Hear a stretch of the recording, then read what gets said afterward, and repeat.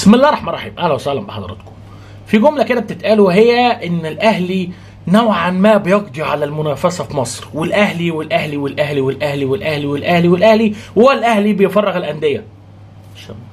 تعالى بس، لو انت بتتكلم على قصه النغمه دي الاهلي الاهلي الاهلي، فروح اتكلم مع الاتحاد السكندري في السله مثلا اللي واخد منك انس اسامه واللي واخد منك المحترف بتاعك. لا يا باشا، على قلب زي العسل. طب روح اتكلم مع بيراميدز اللي بنى الفريق من لعيبه كانوا موجودين عندك. لا يا باشا، على قلب زي العسل. بيراميدز لما بيروح يجيب الاجنحه بتوع الدوري كل سنه عادي، منافسه حر يا باشا، فريق معاه فلوس.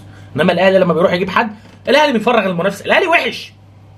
لما الزمالك بيشارك في اي بطوله في افريقيا بنمثل مصر، لما الاهلي لا احنا مش بنمثل مصر. ايه يا كابتن مصر، انت موجوده وبتتكلمي على قصه الفلوس وبتتكلمي على العقود. طب معلش يعني اخوك بياخد كام في نادي الزمالك؟ وموضوع العقود اللي انتوا بتتكلموا فيها، اكتر نادي في مصر بيدي فلوس في موضوع الصالات هو نادي الزمالك. بالمناسبه يعني لما خدتوا احمد اسماعيل من الاهلي واعطيتوه 5 مليون في السنه، ده كان الكلام على ايه؟ ولا لما خدتوا دوله محمد عادل في الطايره؟ ايه هو انتوا مش شايفين الحاجات دي؟ انتوا بتشوفوا بس الحاجات اللي الاهلي بيعملها. وبعدين ما كابتن محمود الخطيب ده اللي مرضيش ان هو يجيب احمد سيد زيزو لما زيزو كان هيجدد الفتره اللي فاتت، وكابتن محمود الخطيب كان يقدر يجيب احمد سيد زيزو. الكلام ده كشفه تامر النحاس، بس كابتن محمود الخطيب قال لك ان احنا مش عايزين نجيب احمد سيد زيزو عشان الزمالك وعلاقاتنا مع الزمالك والكلام ده. هل الكلام ده